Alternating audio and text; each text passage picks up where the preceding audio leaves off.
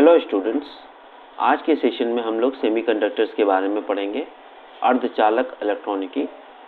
अर्धचालक इलेक्ट्रॉनिकी एक बहुत ही महत्वपूर्ण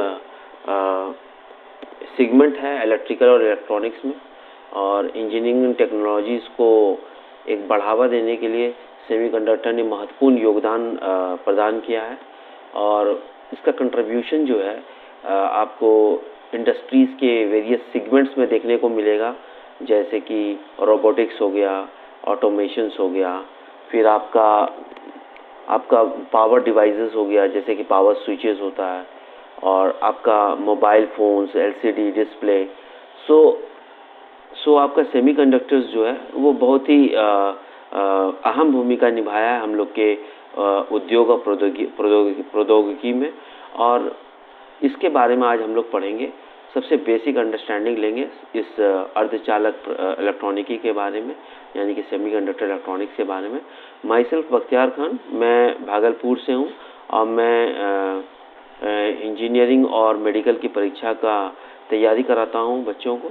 और मेरी संस्था जो है वो ततारपुर भागलपुर में है, और अभी मैं बिहार बोर्ड और आईसीएसई और सीबीएसई के बच्चों को अच्छे शिक्षा प्रदान करता हूँ क्लास 11th 12th और जेईई और नीट के लिए। तो विद दिस नोट हम लोग अब चलते हैं, अपना सेशन को स्टार्ट करते हैं। चलिए, तो आज हम लोग पढ़ेंगे अर्धचालक इलेक्ट्रॉनिकी। अर्धचालक इलेक्ट्रॉनिकी जो होता है वो क्या करता है, एक बहुत ही महत्वपूर्ण योगदान करता है प्रौद्योगिकी में और उद्योग में। तो अर्धचालक इलेक्ट्रॉनिकी का बेसिक जो बिल्डिंग ब्लॉक्स होता है, अर्धचालक प्रौद्योगिकी का बेसिक बिल्डिंग ब्लॉक्स, अर्धचालक का मूलभूत बेसिक बिल्डिंग ब्लॉक्स क्या होता है, ये कंट्रोल फ्लो ऑफ इलेक्ट्रॉन्स को करता है। कंट्रोल फ्लो ऑफ इलेक्ट्रॉन्स हम लोग को ये प्रोवाइड कराता है, जिससे हम लोग क्या कर सकते हैं, किसी भी सिस्टम को हम लोग कंट्रोल कर सकते हैं with the help of the flow of electrons. ठीक है, तो इलेक्ट्रॉनिकी के नियंत्रित प्रभाव प्राप्त किया जा सकता है। अर्धचालक का मूलभूत है कि इसमें इलेक्ट्रॉन की मूलभूत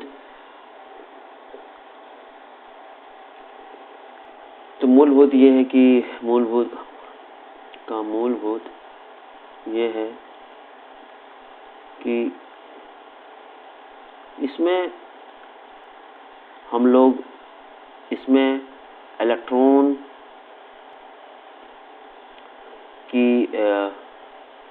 की प्रवाह को, यानी कि फ्लो को नियंत्रित कर सकते हैं, जो कि संभव नहीं है इलेक्ट्रिकल डिवाइसेस में। नियंत्रित कर सकते हैं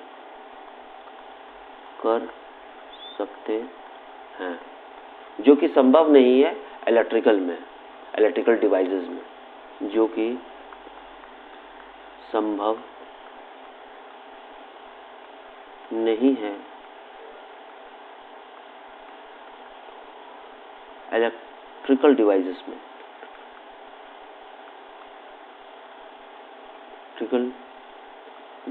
में। ठीक है, तो बेसिक जो है सेमीकंडक्टर का क्या है कि इसमें हम लोग कंट्रोल फ्लो ऑफ इलेक्ट्रॉन्स को कंट्रोल कर सकते हैं इलेक्ट्रॉन्स को। और सन 1997 के बाद जब इलेक्ट्रॉन का डिस्कवरी हुआ जे थॉमसन के बाद, इलेक्ट्रिकल इलेक्ट्रॉनिक्स में एक बहुत ही तेज़ी से प्रगति हुआ, बहुत ही तेज़ी से उसमें डेवलपमेंट हुआ। सबसे पहले जो हम लोगों को डेवलपमेंट देखने को मिला वो क्या था, वैक्यूम ट्यूब का डेवलपमेंट था। ठीक है, तो सबसे पहले हम लोगों ने सन 1897 में जब इलेक्ट्रॉन का डिस्कवरी हुआ था, ठीक है, इलेक्ट्रॉन का डिस्कवरी जब इलेक्ट्रॉन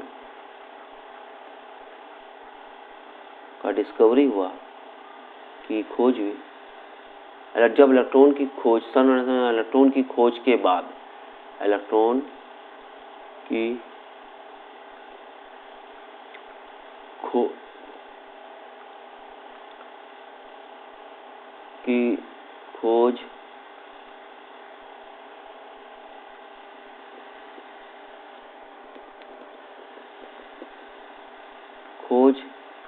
उसके बाद इलेक्ट्रिकल डिवाइसेस, इलेक्ट्रिकल सेगमेंट में काफ़ी तेज़ी से बढ़ोतरी हुआ, काफ़ी तेज़ी से प्रगति हुआ।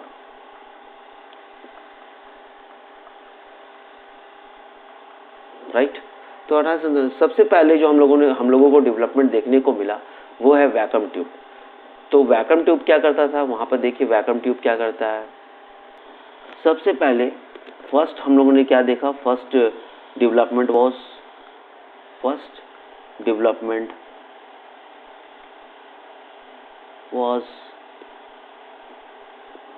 वैक्यूम ट्यूब, जिसको हम लोग बोलते हैं निर्वात नालिकाएं, वॉज वैक्यूम ट्यूब, इसको बोलते हैं हिंदी में निर्वात नालिकाएं।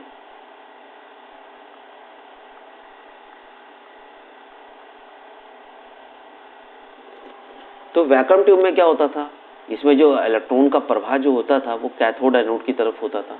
इसमें इस तरह से कैसे होता है, इस वैक्यूम ट्यूब के अंदर क्या होता था, वैक्यूम ट्यूब के अंदर आपको क्या देखने को मिलता था, वैक्यूम ट्यूब के अंदर आपको दो प्लेट देखने को मिलता था, इस तरह से दो प्लेट, और ये चैम्बर होता था इसमें, ये चैम्बर में क्या होता था, ये वैक्यूम क्रिएट होता था, ताकि वैक्यूम से क्या होगा, वैक्यूम यहाँ पर इसमें वैक्यूम चैम्बर होता था, वैक्यूम चैम्बर में दो इलेक्ट्रोड रहता था इस तरह से, इसको हम लोग बोलते थे कैथोड,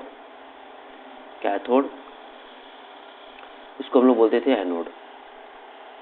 यहाँ पर वैक्यूम इसलिए क्रिएट किया जाता था कि जब इलेक्ट्रॉन का प्रवाह होता था, जब इलेक्ट्रॉन इधर से इधर जा रहा है, तो उस दौरान क्या होता था कि एयर मॉलिक्यूल्स अगर उस इलेक्ट्रॉन से टकरा जाए तो वो अपना काइनेटिक एनर्जी लूज कर देगा, और काइनेटिक एनर्जी लूज करने के कारण क्या होगा कि हम लोग को पर्याप्त जो वोल्टेज होता था वो नहीं मिल पाएगा। इसलिए यहाँ पर वैक्यूम क्रिएट किया जाता है। इस चैम्बर में क्या होता है, वैक्यूम क्रिएट किया जाता है, इसमें हवा नहीं होता, ताकि अगर इसमें हवा रहेगा तो इलेक्ट्रॉन के पास जो काइनेटिक एनर्जी जो होगा उसमें क्या हो जाएगा, वो लॉस हो जाएगा काइनेटिक एनर्जी, और कैथोड एनोड की तरफ मूव नहीं कर पाएगा और कंडक्शन नहीं हो पाएगा। ठीक है, ताकि ये वैक्यूम इसलिए क्रिएट किया गया ताकि इलेक्ट्रॉन अपना गतिज ऊर्जा को ना खो सके, लॉस ना हो सके। तो वैक्यूम क्रिएटेड बिकॉज इसलिए किया जाता था ताकि इलेक्ट्रॉन अपना गतिज ऊर्जा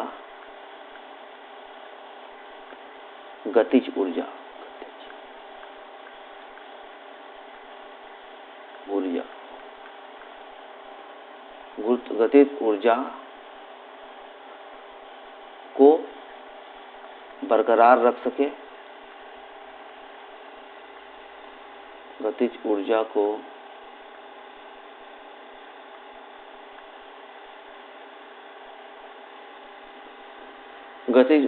को मेंटेन कर सके।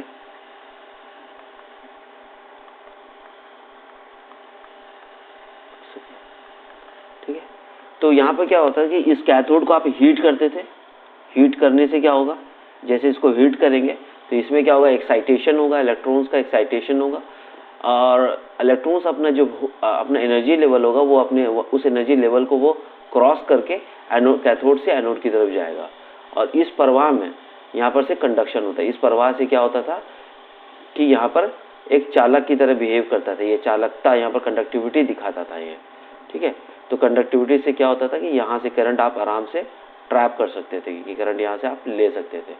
तो इसकी मदद से आप क्या कर सकते थे, हम लोग इलेक्ट्रिकल में इसी तरह का डेवलपमेंट किया करते थे। लेकिन इसका मेन डिसएडवांटेज ये है कि ये काफ़ी ज़्यादा वोल्टेज को लेता था, डिसएडवांटेज ये है कि इसका जो वोल्टेज था वो बहुत ही ज़्यादा था, और ये विश्वसनीय भी नहीं था, और प्लस इसका जीवन काल में भी बहुत कम था।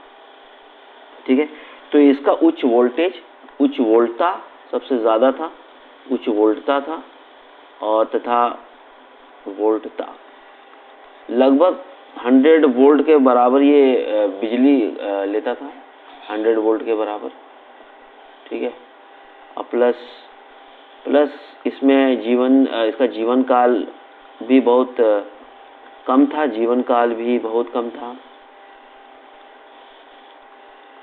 भी कम, तथा विश्वसनीय भी नहीं था। तथा विश्वसनीय मतलब भरोसेमंद भी नहीं था, विश्वसनीय।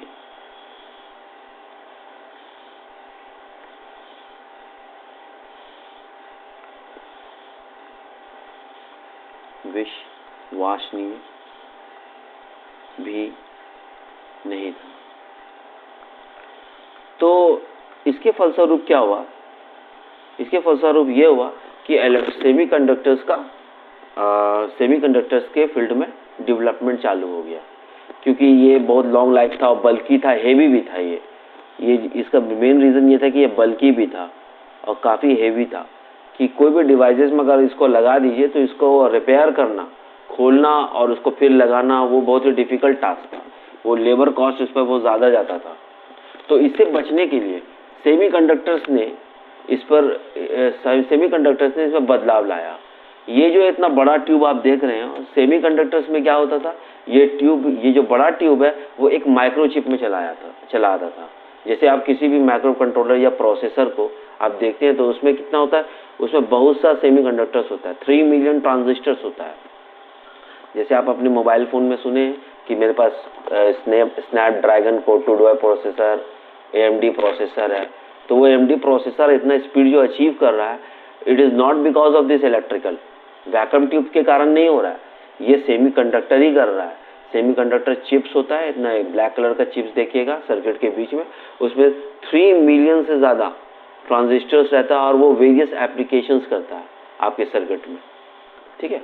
जो आपका सर्किट है, जिसे आप मोबाइल फ़ोन चला रहे हो या टीवी चला रहे हो या कोई भी सर्किट चला रहे हो, तो उसमें वो हर एक चिप्स, हर एक ट्रांजिस्टर एक वेरियस एप्लीकेशन में काम करता था, हर एक एप्लीकेशंस में। तो ये सब जो कहानी मैंने बताया, ये सन 1948 से पहले की बात है, सन 1897 के बाद, 1948 से पहले। 1948 में बाइपोलर जंक्शन ट्रांजिस्टर्स का खोज हुआ और वो एक नया जनरेशनल शिफ्ट लाया इलेक्ट्रिकल एंड इलेक्ट्रॉनिक इंडस्ट्रीज़ में। जैसे कंप्यूटर्स में आप देखते हैं कि बहुत सा जनरेशन होता है, first generation, second generation, third generation, fourth generation. फिर कभी देखते होंगे कि पेंटियम 1, पेंटियम 2, पेंटियम 3, ये सब generational shift in electronics development होता है, ठीक है। पहले में क्या होता था, कम ज़्यादा ट्रांजिस्टर पे होता था, फिर अब वो चीज़ जो है बड़ा चिप में पहले होता था, अब वो छोटा छोटा माइक्रो चिप्स में आने लगा, जिसको हम लोग बोलते हैं माइक्रो कंट्रोलर। तो इस तरह का डेवलपमेंट जो इलेक्ट्रॉनिक सेगमेंट्स पर डेवलपमेंट होता है, उसको हम लोग बोलते हैं first generation, second generation, Pentium 2, Pentium 3। इस तरह से जैसे प्रोसेसर्स में होता है core 2 dual processor, AMD processor, फिर उसके बाद आपका होता है स्नैपड्रैगन, इस तरह का जो आप प्रोसेसर देखते हैं, ठीक है। तो आपका जो सेमीकंडक्टर्स होता है वो कैसा दिखता है, देखिए आपको दिखाता हूँ। एक माइक्रोचिप से आप कुछ भी कर सकते हैं, जैसे आपके पास ये माइक्रोचिप्स है, ठीक है। तो ये एक मिनट, तो आपका जो सेमीकंडक्टर्स है वो इस तरह का दिखता है। ये सेमीकंडक्टर्स आपको इस तरह का दिखता है। ये जो चिप्स देख रहे हैं, ये जो चिप्स है, ये जो चिप्स में आपको है 3 मिलियन ट्रांजिस्टर्स रहता है। ये जो चिप आपको दिख रहा है, ये जो चिप 3 मिलियन ट्रांजिस्टर्स रहता है, ठीक है, 3 मिलियन ट्रांजिस्टर्स। तो ये चिप्स जो होता है वो ज़्यादा रुपए का नहीं आता, 195, 100 रुपये तक के बीच में आता है, और ये बहुत ही मेजर एप्लीकेशंस करता है, ठीक है। बहुत चीज़ को कंट्रोल कर सकता है ये माइक्रो कंट्रोलर सर्किट होता है, ठीक है। तो सन 1930 में ये एहसास हुआ, कुछ ऐसे ठोस पदार्थ होते थे सन 1930 में, कुछ ऐसे ठोस पदार्थ को साइंटिफिक कम्युनिटी ने आभास किया। साइंटिफिक कम्युनिटी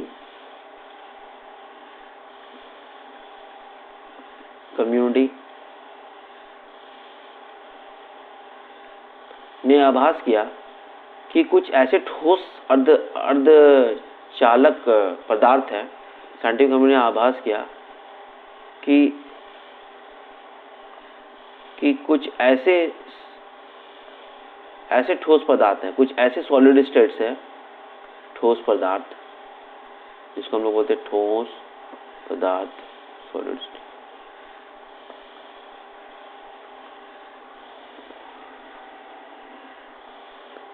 ठोस पदार्थ हैं जिसमें हम लोग इलेक्ट्रॉन की प्रवाह को नियंत्रण कर सकते हैं, तथा जिसमें हम लोग क्या कर सकते हैं, जिसमें हम लोग इलेक्ट्रॉन के फ्लो को कंट्रोल कर सकते हैं, जिसमें इलेक्ट्रॉन के फ्लो को कंट्रोल कर सकते हैं, जिसमें इलेक्ट्रॉन्स के फ्लो को कंट्रोल कर सकते हैं, फ्लो कर सकते हैं, को कंट्रोल कर सकते हैं, तथा उसकी दिशा को भी कंट्रोल कर सकते हैं। दिशा में भी हम लोग नियंत्रण कर सकते हैं, फ्लो को कंट्रोल कर सकते हैं तथा दिशा में भी हम लोग कंट्रोल कर सकते हैं, तथा दिशा यानी कि direction of flow of electrons, तथा दिशा में भी इलेक्ट्रॉन्स को कंट्रोल कर सकते हैं, को कंट्रोल कर सकते हैं। ठीक है, तो आज हम लोग जो एलसीडी देख रहे हैं, पहले क्या होता, पहले हम लोग के समय क्या होता था कि पुराने ज़माने में क्या होता था, सीआरटी ट्यूब होता था, कैथोड रे ट्यूब होता था। पहले हम लोग के पास इनकैंडेसेंट बल्ब जो येलो कलर का होता था वो होता था, उसका लाइफ बहुत कम होता था। आज हम लोग के पास क्या एलईडी बल्ब है, उसका लाइफ बहुत लॉन्ग है और कम कॉस्ट में भी आता है।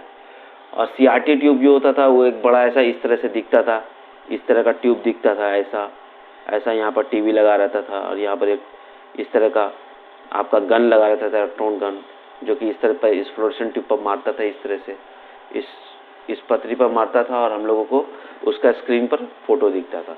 Now this technologies has been changed. अब यहाँ पर क्या हो रहा है, एलसीडी आ रहा है, इसको चेंज करने वाला कौन हो रहा है, एलसीडी सेगमेंट आ रहा है, लाइट क्रिस्टल डिस्प्ले।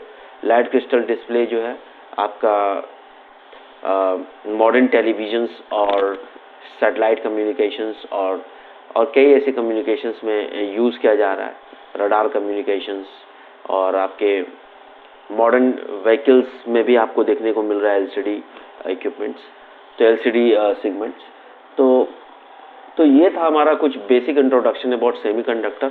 और आपने देखा कि किस तरह से सन 1857 में वैक्यूम ट्यूब का निर्माण हुआ।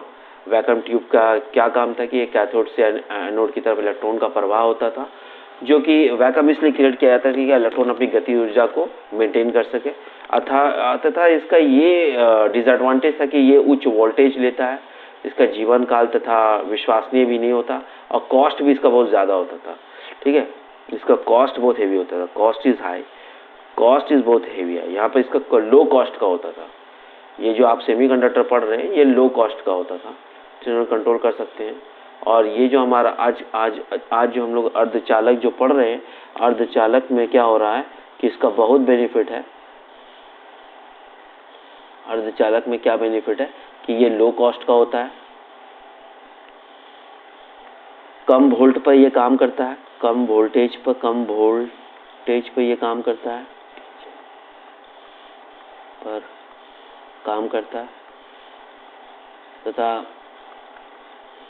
तथा इसमें क्या होता है कि लॉन्ग लाइफ होता है, विश्वसनीय होता है। ठीक है, विश्वसनीय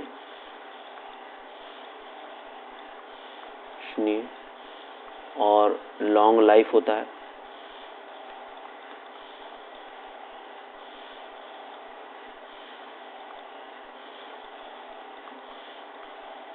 तो इस तरह से हम लोग अर्धचालक का बेनिफिट देख चुके कि किस तरह से ये रिवॉल्यूशनरी है, किस तरह से ये साइंस और टेक्नोलॉजीज़ में एक ग्रोथ एंड डेवलपमेंट को दिखा रहा है कि किस तरह से इसको हम लोग यूज़ कर सकते हैं अपने modern day to day life में।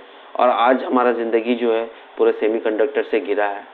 हालांकि लॉकडाउन के दौरान सेमीकंडक्टर्स जो था वो बहुत ही बड़ा सेटबैक में चला गया था, क्योंकि लॉकडाउन से पूरा मतलब वर्ल्ड मार्केट थोड़ा सा डाउन हो गया था, जिसे सेमीकंडक्टर्स में थोड़ा सा लॉस दिखा था। लेकिन फिर भी गवर्नमेंट ने इसे पुशअप दिया और now semiconductor is revolutionary and making a growth in multi-dimensional field. अब हम लोग जो पढ़ेंगे कि अर्धचालक के अध्ययन में, अर्धचालक के अध्ययन में, ठीक है, अर्धचालक के अध्ययन में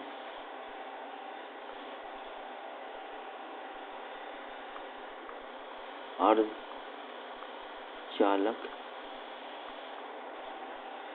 के अध्ययन में हम लोग कौन कौन सा सेमीकंडक्टर पढ़ते हैं? हम लोग कौन कौन सा सेमीकंडक्टर पढ़ते हैं? तात्विक अर्धचालक, तात्विक मतलब बोलते हैं तात्विक एलिमेंटल सेमीकंडक्टर, एलिमेंटल सेमीकंडक्टर जिसको हम लोग बोलते हैं तात्विक सेमीकंडक्टर, तात्विक अर्धचालक, तात्विक अर्धचालक, तात्विक अर्धचालक, अर्धचालक। हम लोग बेसिकली दो एलिमेंटल टाइप ऑफ सेमीकंडक्टर पढ़ते हैं। एक जर्मेनियम पढ़ते हैं, जर्मेनियम, और दूसरा पढ़ते हैं सिलिकॉन। इसका नाम क्या है? जर्मेनियम, मैनियम, और इसका नाम है सिलिकॉन, सिलिकॉन। और कंपाउंड यानी कि यौगिक अर्धचालक में हम लोग, यौगिक अर्धचालक यानी कि कंपाउंड सेमीकंडक्टर में, कंपाउंड सेमीकंडक्टर में हम लोग बेसिकली तीन कैटेगरीज में पढ़ते हैं। कंडक्टर,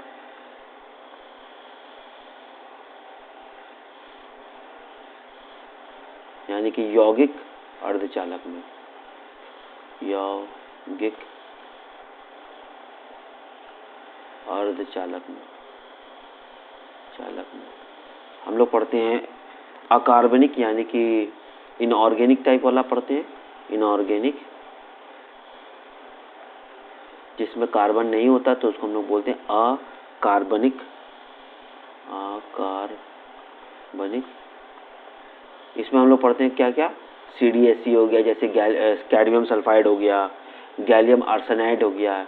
ये दो सेमीकंडक्टर से मिलके बनता है गैलियम आर्सेनाइड, ठीक है, CDSC, कैडमियम सेलेनाइड, ठीक है, सेलेनियम, इंडियम फॉस्फाइड, ठीक है। ये सब आपका सेमीकंडक्टर्स में आता है। एक इसमें फॉस्फाइड आपका दोनों मिल करके आपका सेमीकंडक्टर बनाता है। इसको भी हम लोग यूज़ कर सकते हैं LED बल्ब वगैरह में, हम लोग को ये देखने को मिलेगा इनऑर्गेनिक सेमीकंडक्टर। और हमारे पास होता है एक कार्बनिक, जैसे कि एंथ्रासीन हो गया, कार्बनिक जैसे कि ऑर्गेनिक जिसको बोलते हैं कार्बनिक, जैसे कि कार्बनिक, जैसे कि एग्जाम्पल के तौर पर एंथ्रासीन, एंथ्रासीन, एंथ्रासीन,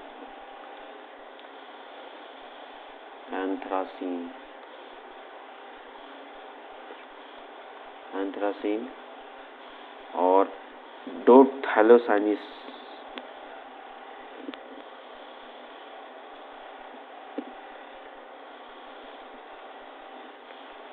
डोथैलोसाइनिस। डोप का मतलब क्या होता है? मादित, ठीक है, डोथैलोसाइनिस, थैलोसाइनिस।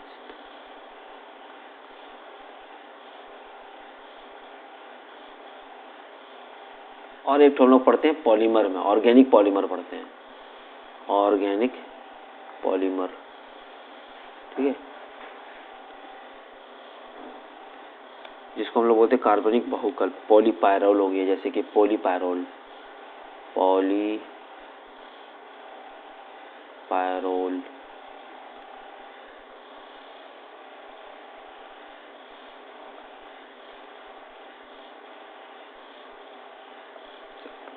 तो हम लोग बेसिकली सेमीकंडक्टर के अध्ययन में elemental semiconductor, compound microscope, compound semiconductor पढ़ेंगे। एलिमेंटल में हम लोग जर्मेनियम सिलिकॉन लेंगे, और कंपाउंड में हम लोग इनऑर्गेनिक टाइप का मोस्ट मेजरली हम लोग पढ़ेंगे। बाकी इंजीनियरिंग हो गया, आपको इंजीनियरिंग में आपको सेमीकंडक्टर्स एक सब्जेक्ट रहता है, उसमें आपको अच्छे से पढ़ाया जाता है सब कुछ।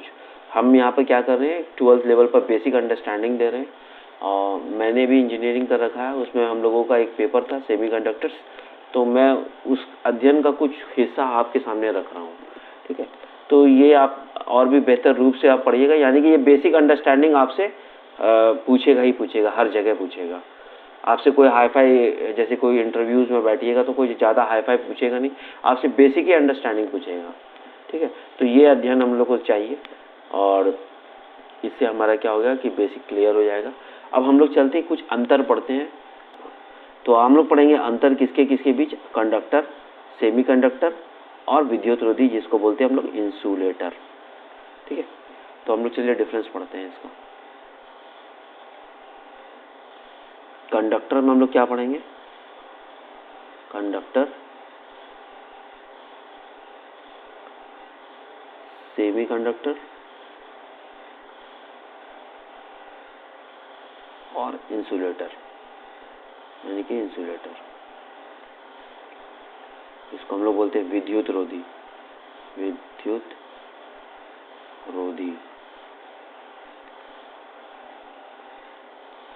इसको बोलते हैं अर्धचालक।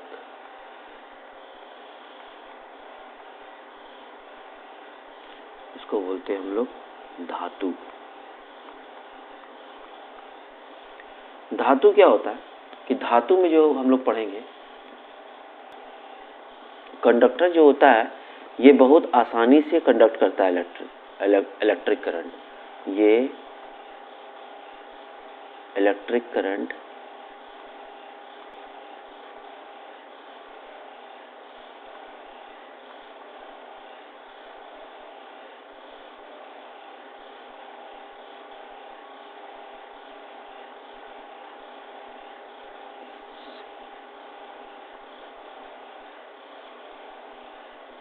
से करता है। इसका कंडक्टिविटी जो होता है कंडक्टर और सेमी इंसुलेटर के बीच में होता है। अर्धचालक जो होता है इसकी चालकता, कंडक्टिविटी, चालकता धातु और विद्युतरोधी के बीच होता है। धातु और विद्युतरोधी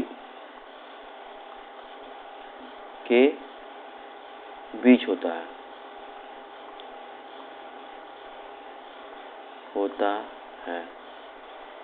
तथा विद्युतरोधी में क्या होता है, इसमें इलेक्ट्रिक करंट, विद्युतरोधी चालकता, इसकी चालकता नहीं होती है, इसकी चालकता नहीं होती, इसकी कंडक्टिविटी नहीं होती, कंडक्टिविटी इज वेरी स्मॉल। इसकी चालकता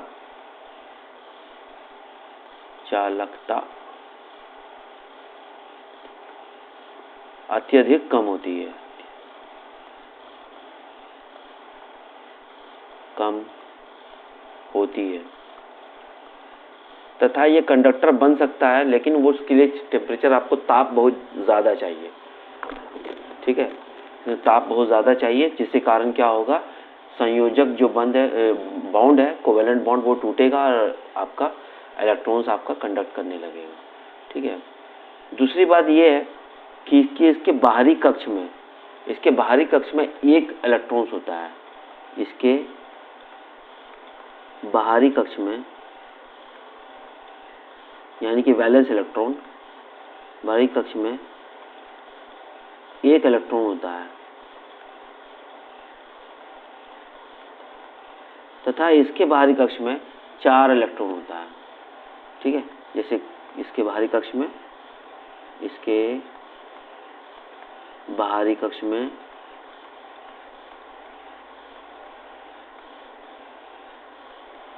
4 इलेक्ट्रॉन होता है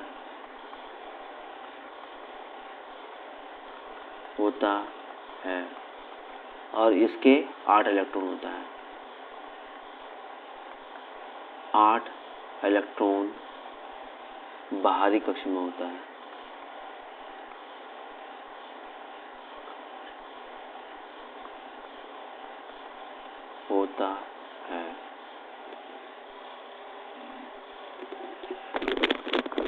यहाँ पर जो कंडक्टिविटी होता है वो मुक्त इलेक्ट्रॉन के कारण होता है। Free electron is responsible for electric current. मुक्त इलेक्ट्रॉन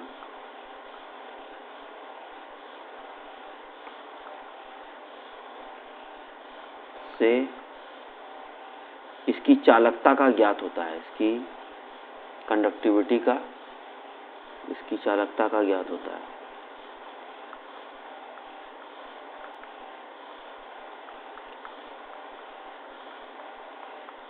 तथा इसमें क्या होता है, इलेक्ट्रॉन और होल पेयर के कारण होता है। इलेक्ट्रॉन और होल्स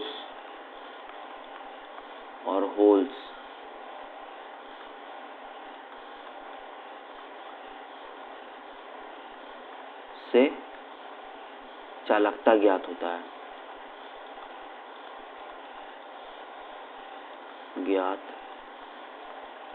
है, ठीक है। इसमें कंडक्टिविटी नहीं होता, कंडक्टिविटी इज वेरी लेस,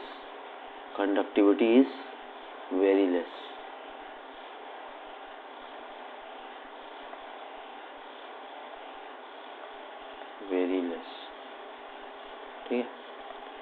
इसमें क्या होता है, मेटालिक बॉडी, क्योंकि ये जो आपका कंडक्टर होता है वो बेसिकली क्या होता है, डी ब्लॉक एलिमेंट होता है। डी ब्लॉक जानते हैं ना, P block, S block, D block element होता है। डी ब्लॉक इसलिए होता है क्योंकि इसमें अनपेयर्ड इलेक्ट्रॉन बहुत ज़्यादा होता है, ठीक है ना। अनपेयर्ड इलेक्ट्रॉन के कारण इसमें मेटालिक बॉन्डिंग होता है। इसमें क्या होता है, मेटालिक बॉन्डिंग होता है।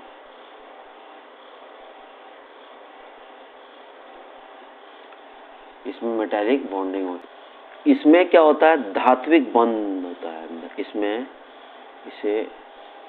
होता है धात्विक बंध, जिसको हम लोग बोलते हैं मेटालिक बॉन्डिंग। इसमें होता है धात्विक बंध,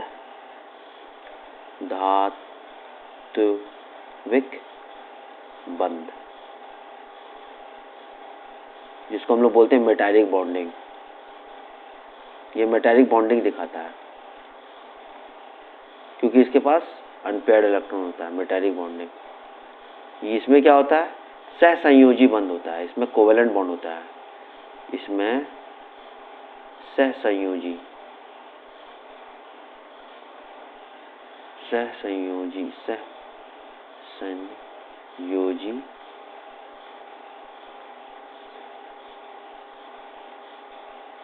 यानी कोवेलेंट बॉन्ड।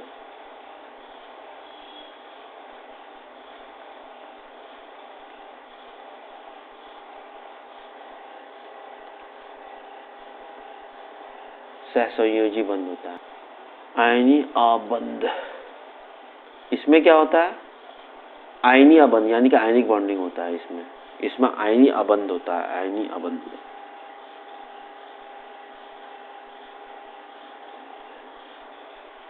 इसमें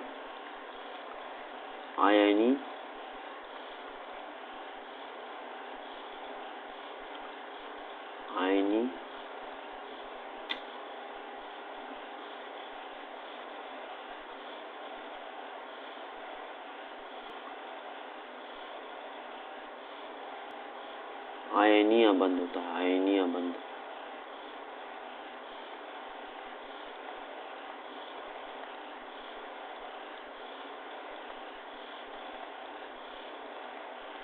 होता है यानी कि आयनिक बॉन्डिंग होता है इसमें।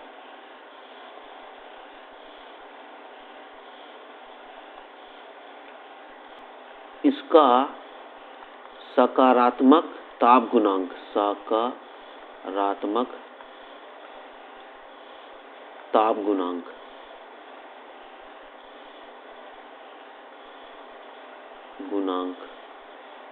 होता है, यानी कि इसका पॉजिटिव टेम्परेचर कोएफिशिएंट होता है। पॉजिटिव टेम्परेचर कोएफिशिएंट होता है। पॉजिटिव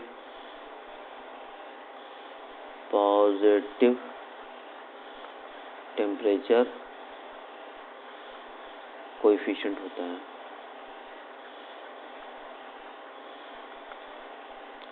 इसमें क्या होता है, नेगेटिव टेम्परेचर कोएफिशिएंट होता है, यानी कि ऋणात्मक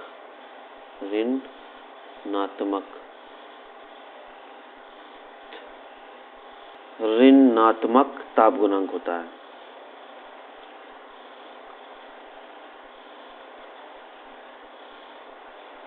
ताप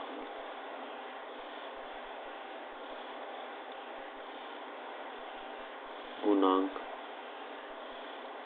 होता है, जिसको हम लोग क्या बोलते हैं, नेगेटिव टेम्परेचर कोएफिशिएंट।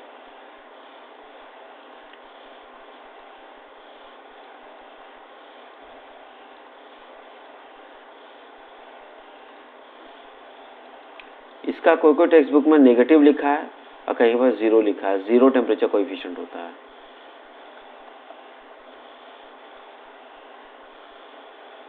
इसका अर्थ क्या होता है कि सकारात्मक ताप गुणांक का मतलब क्या होता है कि आप इसका अगर टेम्परेचर ताप बढ़ाइएगा तो इसका कंडक्टिविटी क्या हो जाएगा, घट जाएगा। इसका चालकता जो है, इसकी चालकता का जो गुण है वो घट जाएगी, कंडक्टिविटी इसकी क्या हो जाएगी, घट जाएगी। ठीक है, लेकिन यहाँ पे क्या होगा, नेगेटिव टेम्परेचर कोई भी मतलब टेम्परेचर बढ़ाने से इसका कंडक्टिविटी बढ़ेगा। ठीक है, यही इसका अर्थ होता है। इसका अर्थ क्या होता है, यही होता है इसका अर्थ कि टेम्परेचर बढ़ाने से कंडक्टिविटी बढ़ता है, टेम्परेचर बढ़ाने से कंडक्टिविटी घटता है। इस पर कोई इफेक्ट नहीं आएगा, नो इफेक्ट्स। ठीक है, सकारात्मक होता है और रेजिस्टेंस इसका बहुत स्मॉल होता है। प्रतिरोधक क्षमता इसकी थोड़ी कम होती है, इसकी बहुत ज़्यादा होती है, इसकी बहुत बहुत ज़्यादा होती है। प्रतिरोधक क्षमता, प्रतिरोध यानी कि रेजिस्टेंस, प्रतिरोध गुण कम होती है, टेम्परेचर कोएफिशिएंट प्रतिरोध गुण कम होती है।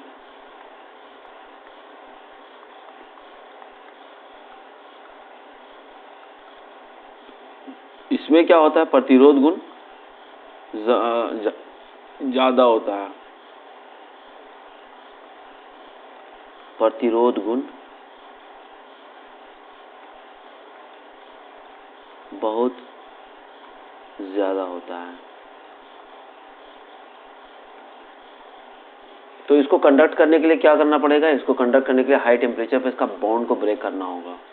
रूम टेम्परेचर पे भी हो जाता है बॉन्ड ब्रेक, और इसमें आपको इसका जो प्रतिरोधक क्षमता होती है, प्रतिरोध गुण बहुत बहुत ज़्यादा होती है। Resistance is very high, resistance is very very high,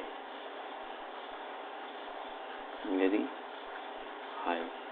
ठीक है, अब इसका एग्जांपल देख ले। इसमें जो डी ब्लॉक का एलिमेंट है, जैसे कॉपर हो गया, सिल्वर हो गया, ये सब आप इस कैटेगरी में डाल सकते हैं। इसका जो एग्जांपल हो गया, जैसे कि जर्मेनियम हो गया, सिलिकॉन हो गया, इसमें आप वुड डाल दीजिए, प्लास्टिक्स डाल दीजिए, ये आपका एग्जाम्पल हो गया उसका। तो हम लोगों ने क्या पढ़ा आज, डिफरेंस पढ़ा इसके बारे में कि किसी भी कंडक्टर, सेमीकंडक्टर, इंसुलेटर में क्या डिफरेंस होता है, और हम लोगों ने इसका बॉन्डिंग के बारे में पढ़ा। मेटालिक बॉन्डिंग, मुक्त इलेक्ट्रॉन इससे इसकी चालकता का ज्ञात होता है, इलेक्ट्रॉन और होल से चालकता ज्ञात होती है, कंडक्टिविटी इज वेरी लेस। इसमें धात्विक बंध होता है, इसमें संयोजिक बंध होता है, कोवेलेंट बॉन्ड जिसको बोलते हैं, आयनिक अबंध यानी कि आयनिक बॉन्ड होता है। Zero temperature, negative temperature coefficient को भी समझ लिया हम लोगों ने। अब चलते हैं हम लोग एनर्जी बैंड पर। अब चलते हैं हम लोग ऊर्जा बैंड पर। ऊर्जा बैंड, ऊर्जा बैंड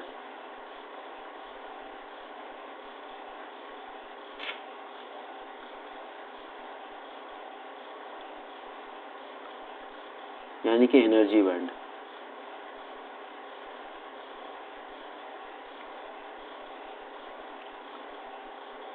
ऊर्जा बैंड क्या होता है कि जब हम किसी भी आइसोलेटेड एटम को लेते हैं, वियुक्त परमाणु जिसको हम लोग बोलते हैं आइसोलेटेड एटम या गैसेस आइसोलेटेड एटम, तो उसमें क्या होता है कि हर एक परमाणु का अपना अपना एक इलेक्ट्रॉनिक कॉन्फ़िगरेशन होता है। जैसे कि सोडियम का लिखते हैं, तो वियुक्त परमाणु में क्या होता है, किसी भी वियुक्त परमाणु में, किसी भी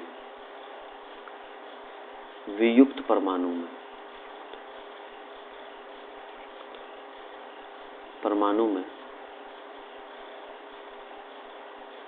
मतलब आइसोलेटेड एटम,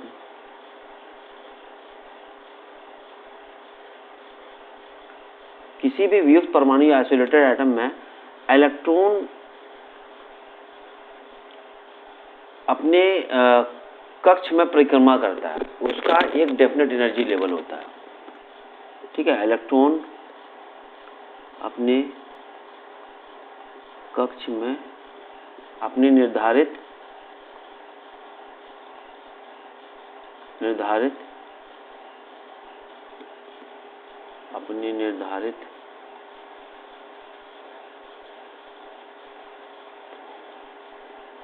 अपने निर्धारित कक्ष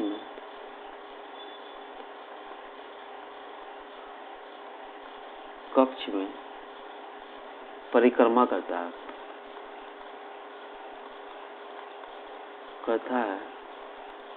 तथा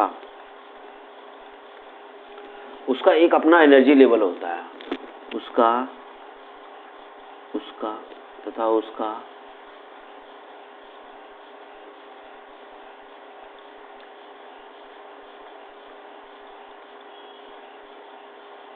अपना एनर्जी लेवल होता है।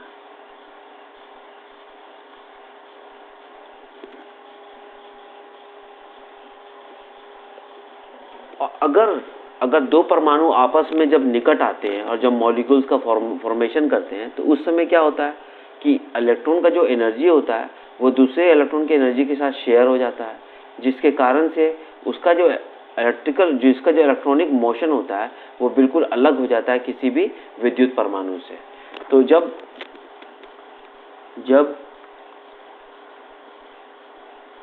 एटम पास आते हैं तो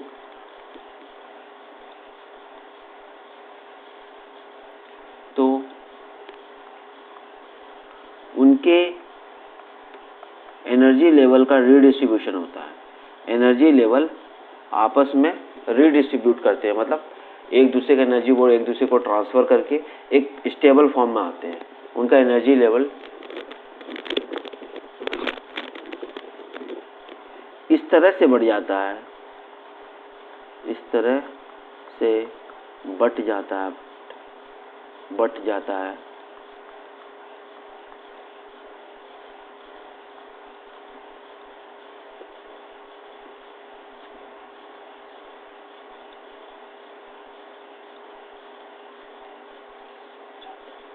इस तरह से बढ़ जाता है।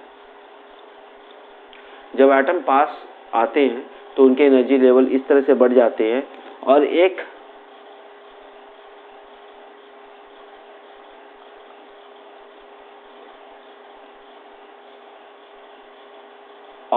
Mutual sharing, mutual energy exchange से, यानी कि एक साझेदारी ऊर्जा के साझेदारी से, ऊर्जा के साझेदारी से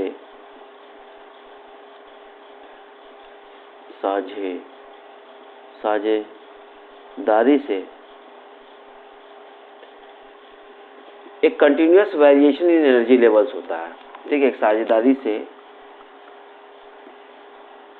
कंटिन्यूअस वेरिएशन मतलब लगातार वेरिएशन होता है एनर्जी लेवल्स में। कंटिन्यूअस वेरिएशन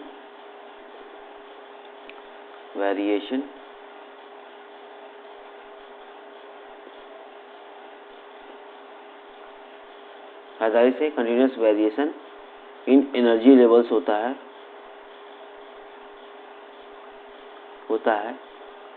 जिसे हम एनर्जी बैंड कहते हैं, जिसे हम ऊर्जा बैंड कहते हैं,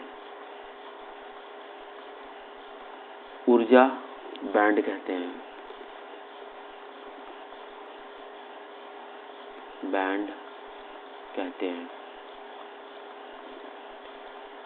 मैं क्या बोलना चाह रहा हूं कि जब एटम अकेले होता है, वियुक्त परमाणु जब होता है, आइसोलेटेड एटम होता है, तो उसका जो इलेक्ट्रॉनिक कॉन्फ़िगरेशन होता है वो एक भिन्न होता है। ठीक है, जब दो एटम आपस में कंबाइन करते हैं तो there is a mutual exchange of energy जो लेवल होता है एक आइसोलेटेड एटम का दूसरे एटम का एनर्जी एक्सचेंज होता है, और जो एनर्जी एक्सचेंज होने के कारण एक कंटिन्यूअस वेरिएशन एनर्जी लेवल आता है, मतलब एक लगातार वेरिएशन आपको देखने को मिलेगा एनर्जी लेवल्स में, जिसको हम लोग बोलेंगे एनर्जी बैंड। तो मैं आपको फिर इसको डायग्रामेटिकली एक्सप्लेन करता हूँ। जैसे मैं किसी एक वियुक्त परमाणु जैसे कि सोडियम का मैं लिखता हूँ, किस तरह से लिखूंगा, एक आइसोलेटेड एटम है ये, इसका लिखेंगे 1s2 2s2 2p6 3s1। ठीक है। इसका एनर्जी लेवल जैसे कि हम 3s1 का लेते हैं, तो इसका एनर्जी लेवल जो होगा वो एक डिफाइंड एनर्जी लेवल्स होगा, एक डिफाइंड एनर्जी लेवल्स होगा। जब दो एटम आपस में कंबाइन करते हैं, जब दो एटम आपस में कंबाइन करेंगे, जब दो एटम आपस में कंबाइन करेंगे तो इनके बीच में एनर्जी का शेयरिंग होगा, एनर्जी का डिस्ट्रीब्यूट होगा, और वो एनर्जी इस तरह से बटेगा जैसे कि एक साझेदारी से एक बैंड का फॉर्मेशन हो रहा है, इस तरह से बैंड का फॉर्मेशन हो रहा है, ठीक है। इसको हम लोग बोलते हैं energy, continuous variation of energy हो रहा है, कंटिन्यूअस वेरिएशन। तो इसको हम लोग क्या बोलेंगे, एनर्जी बैंड, यानी कि ऊर्जा बैंड इसी का नाम होता है। ये तो एक आइसोलेटेड एटम के लिए हुआ था, वियुक्त परमाणु के लिए हुआ था, ठीक है, ये वियुक्त परमाणु के लिए हुआ था, आइसोलेटेड एटम। और ये जो है आपका जब आपस में दो एटम कंबाइन करता है और रीडिस्ट्रीब्यूशन ऑफ एनर्जी लेवल होता है, जिसको हम लोग बोलते हैं एनर्जी बैंड। तो इसका अगर हम लोग डायग्राम बनाना चाहें, इसका डायग्राम कैसे बनेगा, यहाँ देखिए। इसका मतलब ग्राफ जो बनाएंगे तो किस तरह से बनेगा, यहाँ से यहाँ तक ग्राफ बनाइए इस तरह से, और यहाँ पर इलेक्ट्रॉन का एनर्जी, ऊर्जा ऑफ इलेक्ट्रॉन, इलेक्ट्रॉन की ऊर्जा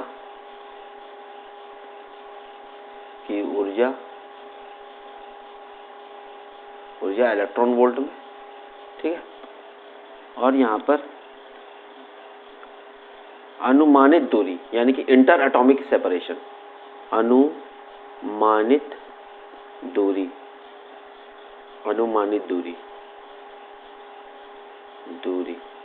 ठीक है, जिसको हम लोग बोलते हैं inter atomic separation, inter atomic separation, ठीक है। तो इस बार इंटर एटॉमिक सेपरेशन कैसे होता है, यहाँ पर देखिए कि जैसे ये यहाँ पर देखिए, जब एटम आपस में क्लोज आता है, जब ये दो एटम जो होता है, ये दो एटम आपस में जब क्लोज आता है तो इसके बीच में इंटर एटॉमिक सेपरेशन जो होता है वो कम हो जाता है, ये जो इंटर एटॉमिक सेपरेशन वो बहुत कम हो जाता है। तो यहाँ पर क्या होगा, इस स्टेज पर एनर्जी का रीडिस्ट्रीब्यूशन होगा, और वो एनर्जी इस तरह से आपको देखने को मिलेगा इससे, ठीक है। जैसे दूरी बढ़ते चलेगा, जैसे आप दूरी बढ़ाते चलोगे तो इंटर एटॉमिक सेपरेशन दूर होगा, वो एक आइसोलेटेड एटम की तरह बिहेव करेगा, ये एक आइसोलेटेड एटम की तरह बिहेव करेगा, ठीक है, आइसोलेटेड एटम की तरह बिहेव करेगा। तो अगर हम दूसरे एनर्जी लेवल लें, दूसरे इलेक्ट्रॉन्स का लें, तो इस तरह से एनर्जी का रिडिस्ट्रीब्यूशन होगा। तो ये हमारा एनर्जी बैंड हो गया, ये हमारा एनर्जी बैंड हो गया, ठीक है। और ये हमारा एक जो डिस्टेंस है वो बता रहा है कि इस डिस्टेंस से इस तरफ आपका इंटर एटॉमिक स्पेसिंग कम होने के कारण एनर्जी का रिडिस्ट्रीब्यूशन हो रहा है, और इस दिशा में आपका आइसोलेटेड एटम एग्जिस्ट कर रहा है। आइसोलेटेड एटम की ऊर्जा का निर्धारण किया गया है, इसमें एक सिंगल लाइन से दिखाया गया है, जो सिंगल लाइन ये दर्शाता है कि उसका एनर्जी का रिडिस्ट्रीब्यूशन नहीं हुआ, वहाँ पर वो एक एनर्जी लेवल की तरह है। और यहाँ पर इस एनर्जी लेवल में क्या हो रहा है, बाइफर्केशन हो रहा है, डिवीजन हो रहा है, जिसको हम लोग क्या बोलते हैं, एनर्जी बैंड, इसी का नाम एनर्जी बैंड है, ठीक है, एनर्जी बैंड्स। और इस एनर्जी बैंड में डिफरेंट एनर्जी लेवल होता है। तो इस तरह से हम लोग इस ग्राफ को, इंटर एटॉमिक सेपरेशन के ग्राफ को समझते हैं और एनर्जी बैंड को समझते हैं। ये एनर्जी बैंड जो है हम लोगों को क्या बताता है, मेटल, सेमीकंडक्टर और इंसुलेटर में एक डिफरेंस क्रिएट करता है, जिससे हम लोग क्या कर सकते हैं, किसी भी एटम्स, मेटल, सेमीकंडक्टर को डिफरेंशिएट कर सकते हैं। तो इसकी मदद से हम लोग किस तरह से डिफरेंशिएट करेंगे कि ये जो एनर्जी लेवल का रिडिस्ट्रीब्यूशन हुआ है, इसमें क्या होता है कि एक मेटल्स के केस में, अब यहाँ पर क्या होता है कि संयोजकता बैंड क्या होता है, संयोजकता बैंड, जिसको हम लोग बोलते हैं कंडक्शन बैंड, संयोजकता बैंड, ठीक है, इसको हम लोग बोलते हैं वैलेंस बैंड। वैलेंस बैंड वो बैंड है जिसमें इलेक्ट्रॉन कौन सा होता है, वैलेंस इलेक्ट्रॉन रहता है, ठीक है, वो इलेक्ट्रॉन मौजूद होता है जो वैलेंस इलेक्ट्रॉन्स होता है, वह हो जाएगा जिसमें संयोजकता इलेक्ट्रॉनों की ऊर्जा स्तर समाविष्ट होती है। संयोजकता बैंड उसको बोलते हैं जहां पर वैलेंस इलेक्ट्रॉन रहता है। यहाँ पर वैलेंस इलेक्ट्रॉन किसको बोलते हैं, संयोजकता इलेक्ट्रॉन। संयोजकता बैंड वो होता है जिसमें संयोजकता इलेक्ट्रॉन यानी कि वैलेंस इलेक्ट्रॉन, संयोजकता इलेक्ट्रॉन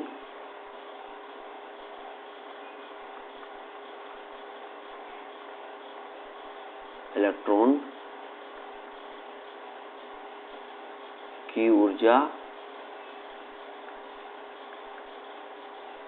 समाविष्ट होती है।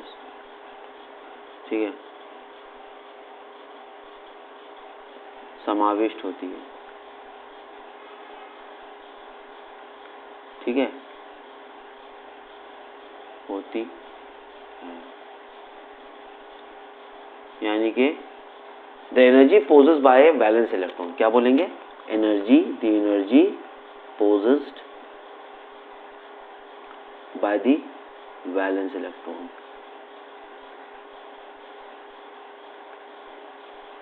और एक होता है हमारे पास चालक बैंड, चालन बैंड। एक होता है चालन बैंड, जिसको हम लोग बोलते हैं कंडक्शन बैंड। चालन बैंड, जिसको हम लोग बोलते हैं कंडक्शन बैंड। कंडक्शन बैंड संयोजकता बैंड के ऊपर होता है। ये संयोजकता बैंड के ऊपर होता है, यानी कि ये वैलेंस बैंड्स के ऊपर होता है, ऊपर होता है। ठीक है, इसमें जो भी इलेक्ट्रॉन जाता है कंडक्शन बैंड में, वही कंडक्शन में मदद करता है। ठीक है, इसमें इलेक्ट्रॉन होता नहीं है।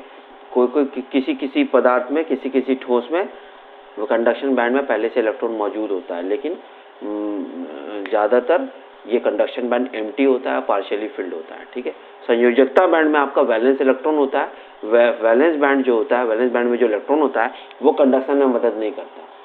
वही वैलेंस बैंड के इलेक्ट्रॉन अगर चालन बैंड में चले जाते हैं, चालन बैंड में चले जाते हैं जब ऊर्जा प्राप्त करके, तो वही इलेक्ट्रॉन कंडक्शन में मदद करते हैं।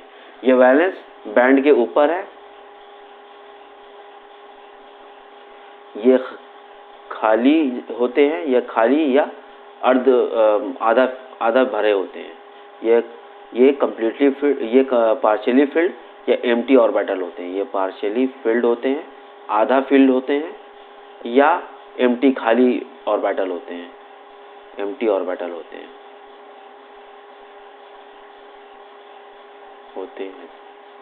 ठीक है, तो इस तरह से आपका संयोजकता बैंड और बैलेंस बैंड में होता है।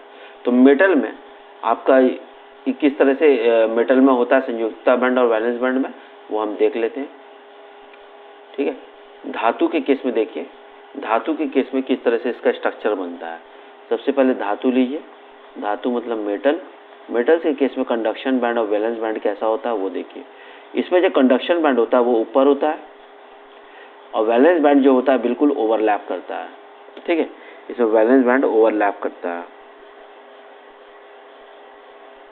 संयोजकता बैंड और वैलेंस बैंड ओवरलैप करता है, ये ओवरलैप कर रहा है। ठीक है, इसके बीच में एनर्जी गैप कितना है? वो 0 है। एनर्जी गैप किसके बीच निकाला जाए? अंतर किसके बीच होता है? कंडक्शन बैंड और वैलेंस बैंड के बीच में। अर्धचालक के केस में देखिए क्या होता है। अर्धचालक के केस में, यानी कि सेमीकंडक्टर के केस में क्या होता है? इसकी ऊर्जा लेस देन 3 इलेक्ट्रॉन वोल्ट होती है, यानी कि इसमें जो कंडक्शन बैंड होता है, ये जो कंडक्शन बैंड है, और इसमें जो वैलेंस बैंड है, ठीक है, जिसको हम लोग संयोजकता बैंड और चालन बैंड बोलते हैं, तो इसमें जो गैप होता है, ईजी का गैप, जिसको हम लोग बोलते हैं फॉरबिडन एनर्जी गैप, वो लगभग लेस देन 3 इलेक्ट्रॉन वोल्ट होता है। वो कितना होता है? Less than 3 electron volt, less than 3 electron volt होता है। और वही आपका केस में इंसुलेटर में देखिए, इंसुलेटर में कैसा होता है? इंसुलेटर के केस में देखिए कैसा होता है। ये इंसुलेटर यानी कि प्रतिरोधक, इंसुलेटर के केस में कैसा होता है? कंडक्शन बैंड यहाँ पे है और वैलेंस बैंड आपका यहाँ पे है। ठीक है, वैलेंस बैंड यहाँ पे है। इसके बीच में जो एनर्जी गैप होता है, जिसको हम लोग बोलते हैं ईजी, वो ग्रेटर देन 3 इलेक्ट्रॉन वोल्ट होता है। यूजुअली कितने टेक्स्ट बुक में 6 इलेक्ट्रॉन टू 10 इलेक्ट्रॉन वोल्ट लिखा होता है। ठीक है, ये भी होता है, ये भी होता है। तो इस तरह से बैंड थ्योरी की मदद से हम लोग किसी भी सब्सटेंस को क्लासिफाई कर सकते हैं कि वो एक इंसुलेटर है, वो एक अर्धचालक है, वो एक धातु है। ठीक है, तो एनर्जी बैंड अगर ओवरलैप कर रहा है तो वो एक धातु है। एनर्जी बैंड के बीच में अगर लेस देन 3 इलेक्ट्रॉन वोल्ट का एनर्जी गैप है, उसको हम लोग क्या बोलते हैं, अर्धचालक और इंसुलेटर होता है जी ग्रेटर देन 3 इलेक्ट्रॉन। ईजी क्या होता है, ईजी हमारा फॉरबिडन एनर्जी गैप होता है, वहां पर इलेक्ट्रॉन नहीं होता। ठीक है, अब चलते हैं हम लोग ऊर्जा बैंड के प्रकार को पढ़ते हैं। ऊर्जा बैंड के प्रकार। ठीक है, ऊर्जा बैंड के क्या क्या प्रकार होते हैं उस पर हम लोग प्रकाश डालते हैं। ठीक है, तो ऊर्जा बैंड के प्रकार क्या क्या होते हैं वो हम लोग देखते हैं। तो इसको हम लोग क्या बोलते हैं, वर्जित ऊर्जा बैंड। वर्जित ऊर्जा बैंड। ईजी का मतलब क्या होता है, ईजी का मतलब होता है फॉरबिडन एनर्जी गैप, इंग्लिश में बोलते हैं, और वर्जित ऊर्जा बैंड। ठीक है, फॉरबिडन एनर्जी गैप या वर्जित ऊर्जा गैप। ठीक है, फॉरबिडन एनर्जी गैप,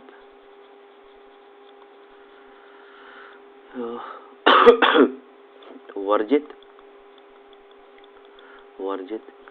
ऊर्जा अंतराल। वर्जित ऊर्जा अंतराल। ठीक है, वर्जित ऊर्जा अंतराल। तो वर्जित ऊर्जा अंतराल में ऊर्जा के बैंड के प्रकार में सबसे पहले हम लोग पढ़ेंगे कि फॉरबिडन एनर्जी गैप क्या होता है, जिसको हम लोग बोलते हैं वर्जित ऊर्जा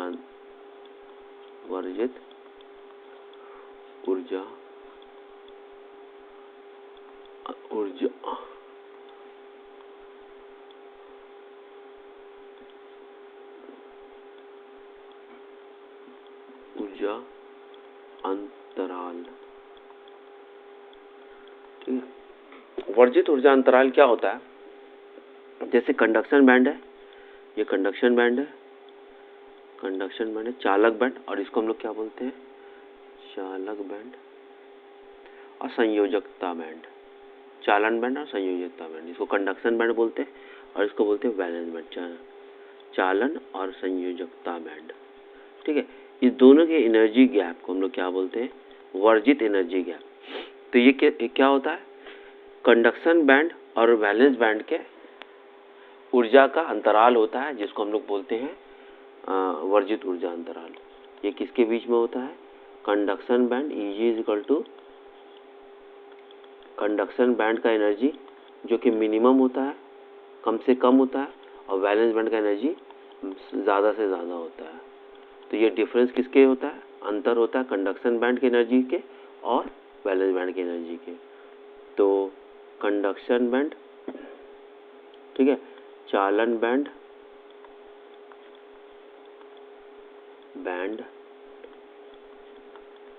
तथा संयोजकता बैंड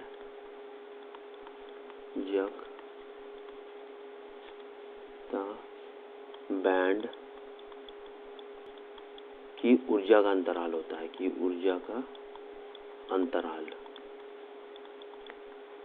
अंतराल। ठीक है, ये होता है हमारा वर्जित ऊर्जा अंतराल। दूसरा होता है हमारे पास वैलेंस बैंड, जिसको हम लोग बोलते हैं संयोजकता अंतराल, संयोजकता बैंड। ठीक है, इसको हम लोग क्या बोलते हैं, संयोजकता बैंड। ठीक है, दूसरा हमारे पास है, लिख नहीं पा रहे। ठीक है, ये दूसरा हमारे पास है वैलेंस बैंड। वैलेंस बैंड क्या होता है, वो एनर्जी, वैलेंस बैंड उसमें क्या होता है, वो मैक्सिमम एनर्जी होता है, उसमें ऊर्जा मैक्सिमम होती है, उसमें ऊर्जा क्या होती है, मैक्सिमम होती है। संयोजकता बैंड बोलते हैं इसको, संयोजकता बैंड। ठीक है, इस बैंड में क्या होता है, मैक्सिमम एनर्जी होता है। इलेक्ट्रॉन के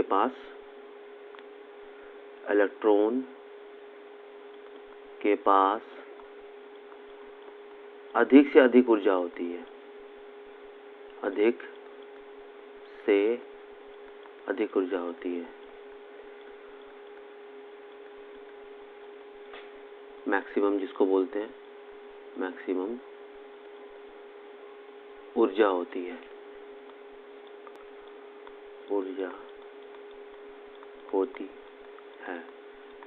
तथा इस बैंड से कंडक्शन नहीं होता, इस बैंड में जो भी इलेक्ट्रॉन होता है वो कंडक्शन में पार्टिसिपेट नहीं करता।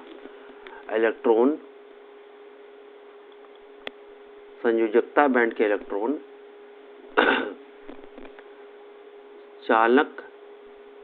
चालन में, कंडक्शन में भाग नहीं लेते। इलेक्ट्रॉन चालन में भाग नहीं लेते।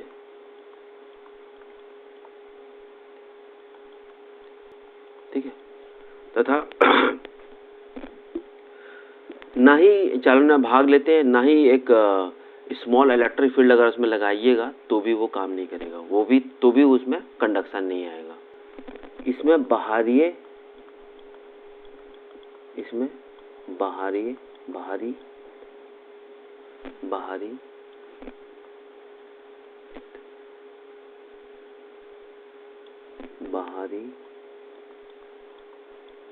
विद्युत क्षेत्र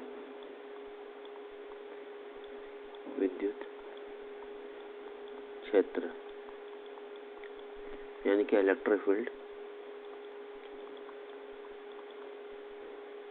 से, इसमें बाहरी विद्युत क्षेत्र से ऊर्जा की प्राप्ति नहीं होती। इसमें बाहरी विद्युत क्षेत्र से ऊर्जा में कोई लाभ या कोई गेन नहीं होती।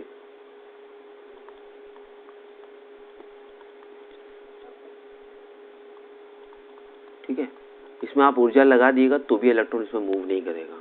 ठीक है, यहाँ पर कंडक्शन, इलेक्ट्रॉन चालन में भाग नहीं लेता। और यहाँ पर यह है कि जीरो के टेम्परेचर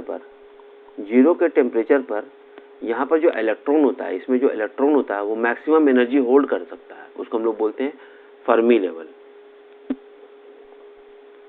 एट जीरो के पर क्या होता है कि मैक्सिमम ऊर्जा, एट जीरो के पर मैक्सिमम ऊर्जा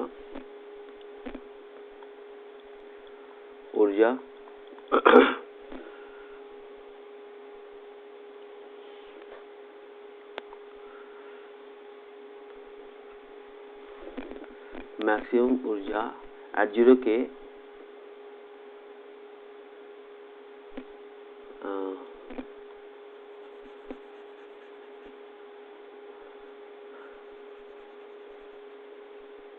एट जीरो के पे क्या होता है कि द हाईएस्ट एनर्जी लेवल, ज्यादा से ज्यादा energy level, highest energy level जो इलेक्ट्रॉन, जो वैलेंस इलेक्ट्रॉन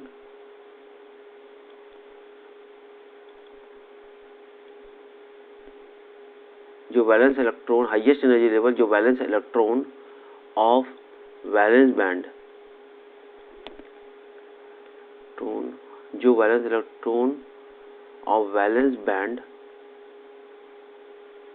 ऑक्युपाई करता है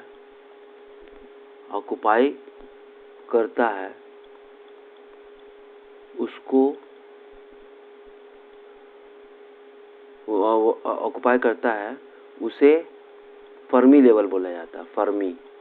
फर्मी लेवल साइंटिस्ट के नाम पर है, फर्मी लेवल, फर्मी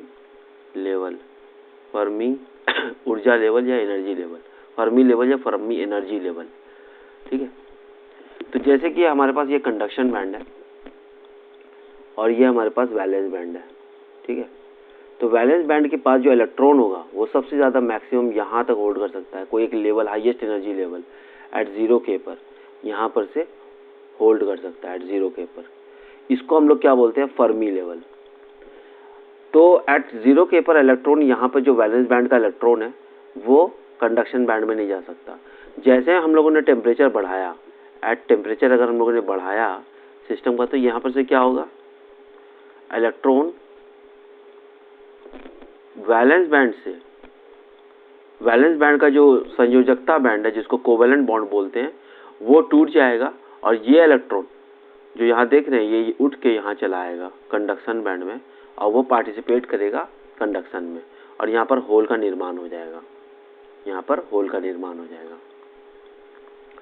टेम्परेचर बढ़ाने से क्या होता है? टेम्परेचर बढ़ाने से क्या होता है?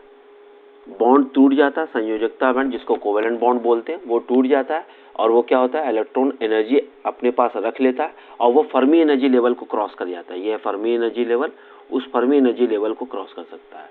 लेकिन जीरो के ऊपर क्या होता है? हाईएस्ट एनर्जी जो किसी भी इलेक्ट्रॉन, वैलेंस इलेक्ट्रॉन के द्वारा ऑक्युपाई किया जाता है उसको हम लोग फर्मी लेवल बोलते हैं। फर्मी लेवल को अगर क्रॉस करना है तो एनर्जी उससे ज़्यादा देना पड़ेगा, थ्रेशोल्ड एनर्जी से ज़्यादा, फर्मी एनर्जी लेवल से ज़्यादा देना पड़ेगा। तो टेम्परेचर बढ़ाएंगे तो बॉन्ड बढ़ेगा, उसमें काइनेटिक एनर्जी बढ़ेगी और काइनेटिक एनर्जी बढ़ेगी तो यहाँ का जो वैलेंस इलेक्ट्रॉन है वो उड़ के कंडक्शन में चला जाएगा और कंडक्शन वहाँ पर होने लगेगा। ठीक है, इस तरह से हमारा ये वैलेंस बैंड हम लोग समझ सकते हैं, संयोजकता बैंड। अब चलते हैं चालन बैंड। चालन बैंड को समझते हैं। चालन बैंड क्या होता है? चालन बैंड, चालन बैंड को हम लोग बोलते हैं कंडक्शन बैंड। ठीक है, कंडक्शन बैंड में क्या होता है? चालन बैंड में क्या होता है कि चालन बैंड में ये इसमें खाली ऑर्बिटल होता है या पार्शियली फिल ऑर्बिटल होता है। ठीक है, कंडक्शन बैंड में क्या होता है? खाली ऑर्बिटल होता है। कंडक्शन बैंड में खाली ऑर्बिटल होता है या पार्शियली फिल्ड ऑर्बिटल होता है, पार्शियली फिल्ड ऑर्बिटल होता है। ठीक है, यहाँ पर जो इलेक्ट्रॉन होता है वो कंडक्शन में भाग लेता है, वो चालन में भाग लेता है। यहाँ पर इलेक्ट्रॉन कंडक्शन करता है, यहाँ का इलेक्ट्रॉन, यहाँ पर इलेक्ट्रॉन कंडक्शन करता है और इस इलेक्ट्रॉन को हम लोग क्या बोलते हैं? Free electron. इस इलेक्ट्रॉन को हम लोग मुक्त इलेक्ट्रॉन बोलते हैं। इस इलेक्ट्रॉन को मुक्त इलेक्ट्रॉन बोलते हैं या मुक्त इलेक्ट्रॉन या फ्री इलेक्ट्रॉन बोलते हैं। और फ्री इलेक्ट्रॉन हमारा क्या करता है? कंडक्शन में पार्टिसिपेट करता है, फ्री इलेक्ट्रॉन। ठीक है, इस इलेक्ट्रॉन को मुक्त इलेक्ट्रॉन कहते हैं। ठीक है, दूसरा इंपॉर्टेंट पॉइंट ये है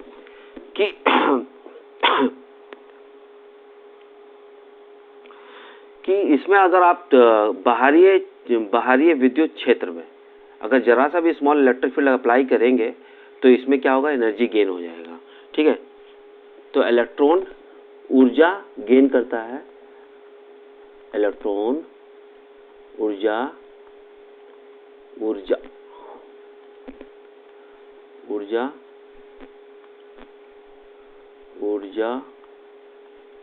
गेन करता है विथ स्मॉल छोटे से इलेक्ट्रिक फील्ड से, विथ स्मॉल एप्लीकेशन मतलब अप्लाई करना इलेक्ट्रिक फील्ड क्या होता है? बैटरी होता है। बैटरी को कंडक्ट कर दीजिए किसी भी आप सेमीकंडक्टर से, उसमें क्या होगा? ऊर्जा की प्राप्ति होगी और वहां से इलेक्ट्रॉन के पास ऊर्जा होने से कंडक्शन बढ़ेगा।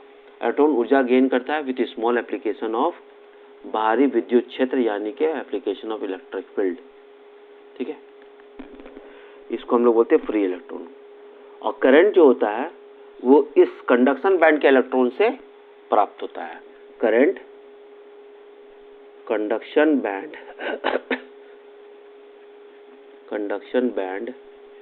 के इलेक्ट्रॉन से प्राप्त होता है,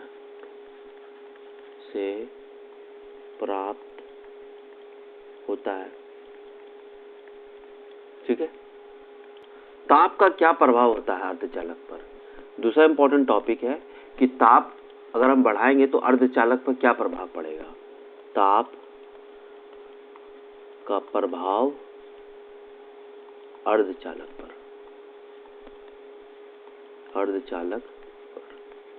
ठीक है। ताप का क्या प्रभाव पड़ेगा अर्धचालक पर। जैसे कि ये हमारा सेमीकंडक्टर है, ये कंडक्शन बैंड है, ठीक है, कंडक्शन बैंड है, और ये हमारे पास क्या है, वैलेंस बैंड है, और ये हमारे पास एनर्जी गैप है, ठीक है, एनर्जी गैप जिसको हम लोग बोलते हैं वर्जित एनर्जी अंतराल, ऊर्जा अंतराल। जैसे टेम्परेचर हम बढ़ाया तो यहाँ पर क्या होगा कि यहाँ का जो इलेक्ट्रॉन है वो क्या करेगा, यहाँ पर कूद जाएगा, यहाँ पे कूद जाएगा, यहाँ पे कूद जाएगा, कभी कूद जाएगा, और यहाँ पर होल का क्रिएशन करेगा, होल का फॉर्मेशन करेगा, और यहाँ पर जो इलेक्ट्रॉन होगा इस इलेक्ट्रॉन को हम लोग क्या बोलेंगे, फ्री इलेक्ट्रॉन बोलेंगे। मतलब टेम्परेचर बढ़ाने से बॉन्ड ब्रेक होगा, ठीक है, बॉन्ड ब्रेक करेगा। कोवेलेंट मतलब संयोजकता बॉन्ड, या आपका कौन कौन सा बॉन्ड होता है, मेटालिक बॉन्डिंग होता है, एक आयनिक। यहाँ पर क्या होगा, सहसंयोजी यानी कि कोवेलेंट बॉन्ड, सहसंयोजी, ठीक है, बांध टूट जाएगा, सहसंयोजी बॉन्ड यानी कि covalent bond, covalent bond, covalent bond break करिएगा, बॉन्ड ब्रेक, ठीक है, बॉन्ड ब्रेक होगा तो मोर होल और ज़्यादा इलेक्ट्रॉन पेयर होगा, ठीक है, बॉन्ड ब्रेक होगा, संयोजी बॉन्ड, और इलेक्ट्रॉन और होल का निर्माण होगा, इलेक्ट्रॉन और होल पेयर्स बनेंगे, जिससे कंडक्शन बढ़ेगा, जिससे अर्धचालक का कंडक्टिविटी बढ़ेगा, जिससे अर्धचालक का कंडक्टिविटी बढ़ेगा, अर्धचालक का कंडक्टिविटी बढ़ेगा, चालन बढ़ेगा, चालक बढ़ेगा, कंडक्टिविटी बढ़ेगा, ठीक है। तो टेम्परेचर जैसे बढ़ाइएगा तो बॉन्ड टूटेगा तो इलेक्ट्रॉन जंप करेगा वैलेंस बॉन्ड से कंडक्शन बैंड की तरफ, जिससे क्या होगा, आपके उसमें कंडक्शन बढ़ेगी सेमीकंडक्टर्स में, ठीक है।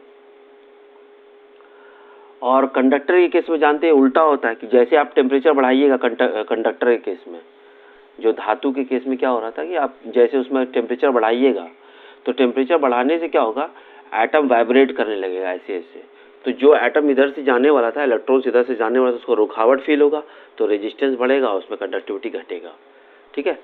ताप का प्रभाव अर्धचालक पर क्या होता है, टेम्परेचर बढ़ाने से कंडक्टिविटी बढ़ता है, लेकिन धातु के केस में क्या होता है कि जैसे आप टेम्परेचर बढ़ाइएगा तो वाइब्रेशन ऑफ एटम चालू हो जाएगा, वाइब्रेशन ऑफ एटम चालू होने से इलेक्ट्रॉन जो इस छोर से इस छोर तक जाना चाहता है वो नहीं जा पाएगा, क्योंकि उसको रुकावट मिलेगा इस वाइब्रेशन ऑफ एटम के, जिसके कारण कंडक्टिविटी घट जाएगा, ठीक है।